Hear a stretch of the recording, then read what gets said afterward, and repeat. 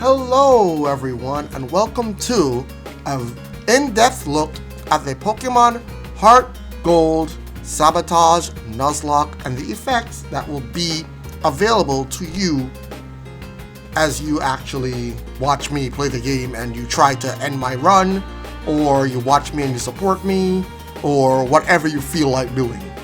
Maybe you'll be, try to hurt me once and then try to help me once, because you can help me, you can hurt me. There's different effects that can do different things. So yeah, I want to take an in-depth look so that you know what you can do and how you can affect the game. So first we're going to start off with the most basic one. In a Nuzlocke, you must nickname every single Pokemon. And if a Pokemon faints, it is considered dead. In my Sabotage Nuzlockes, we do not have hardcore rule sets on.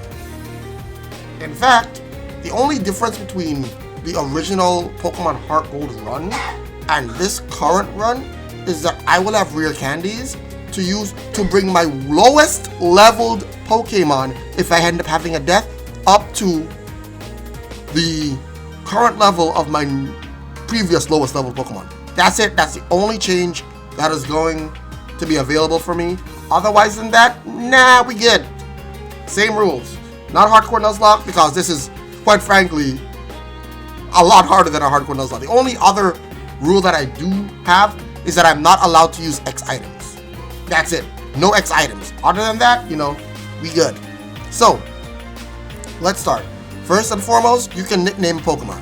Whenever I catch a new Pokemon, there'll be the cheapest one. I think I'll probably make it like 25 loyalty points or 25 channel points. Probably going to be using pure loyalty points for this, so that you're going to have to use the commands since they all have cooldowns on them. So it's not a crossover with Twitch, so that everyone can do it. So yeah, nickname a Pokemon. Whenever I catch a Pokemon, it has a 1 minute cooldown, so you can't spam it. You have to wait until I catch the Pokemon to use this one. The next one we have is no healing items. Items that are banned are those that are like X attacks and such. Healing items are allowed to be used. I can use as many potions, paralyzed heals, whatnot. However, if this is done, if I'm currently in a battle, I can no longer use healing items, and if I am not in a battle, the next battle I will not be able to use a healing item. Then there is random move. Random move basically is, if I'm in battle, I close my eyes, I move the cursor around, and then I randomly select the move. And yeah. Hopefully it's something good, hopefully it's something great. Most of the time, who knows? Sometimes I get lucky with this one, so yay. And then there's just straight up, if you want to spend a little extra loyalty points, you can just go straight up to choose a move. Just choose my attack. I swear to God, if I end up catching something that knows explosion, and y'all just go, choose a move, explosion, I'm gonna be so mad. I'll be so mad. You have no idea. Oh my God. And then we have random switch, where I once again open up my Pokemon party, I close my eyes, I move the cursor around, and then I switch my party member to whatever the cursor lands on. And then there's forces switch, where you literally choose which Pokemon I switch into. Obviously with these two effects, I can switch out immediately after the switch, so yeah. Nah, I'm not, if you try to make me switch into a oh, this person's got a water type out, I'll switch into fire type in the party, and the water type decides to not use a water type move on me on that turn when I switch. Yes, I'm switching out. You can't stop me. You can't stop me. At least, not like that. I mean, maybe you might be able to stop me.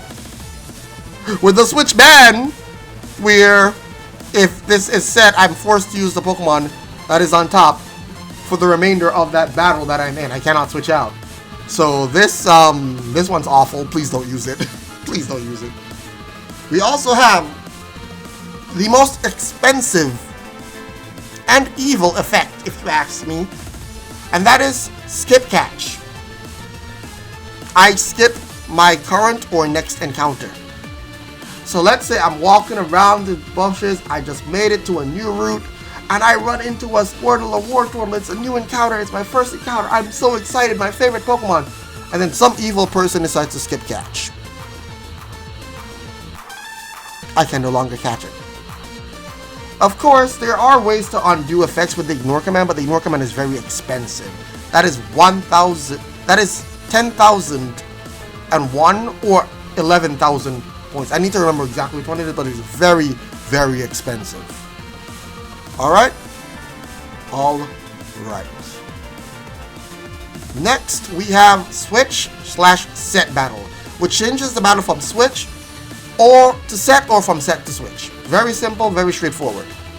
Then there are the remove held items, which removes all of my held items from my Pokemon that I have, so you know that could be very disgusting.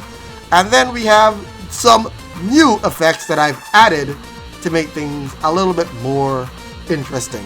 First, we have remove held item. Random medicine toss.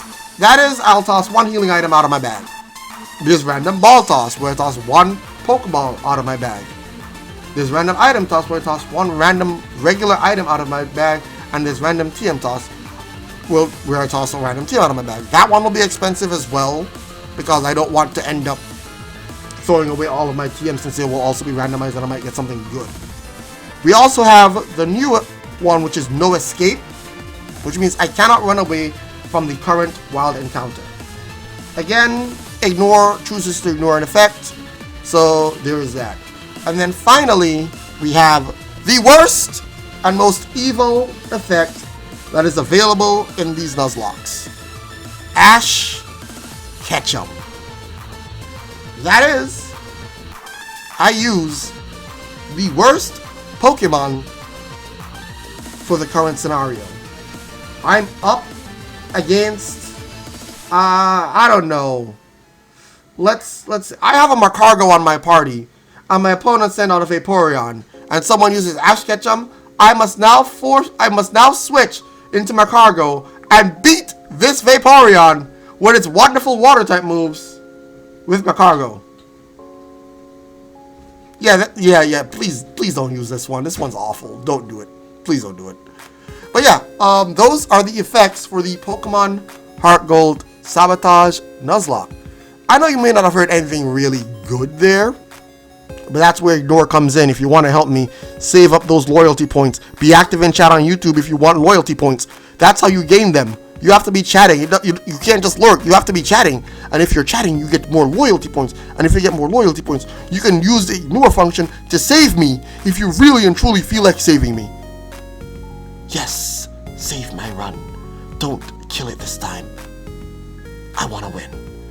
And with that, I thank you all so very much for watching. And I'll see you when this run starts.